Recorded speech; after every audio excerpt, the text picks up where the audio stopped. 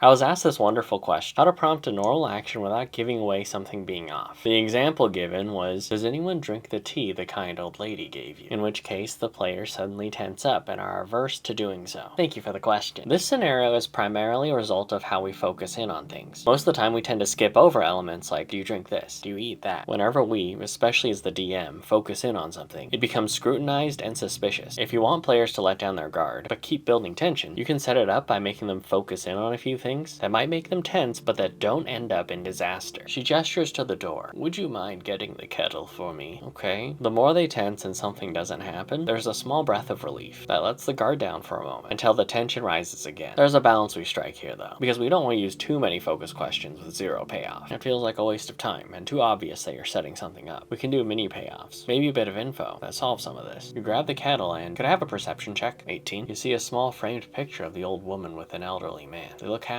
You can also make it less of a DM thing and more of an NPC thing, because when we ask, does anyone drink the tea the kind old lady gave you? It feels more DM, more game. Whereas if you say, the kind old lady chimes in, please, before it gets cold, it feels less game-like and might draw less suspicion. A lot of moments of we're afraid, but nothing happens, can let us build the fear and apprehension, which may make the little moves like drinking from a teacup less odd. So I hope that answers your question. Please let me know if it helps, or if you want more clarification.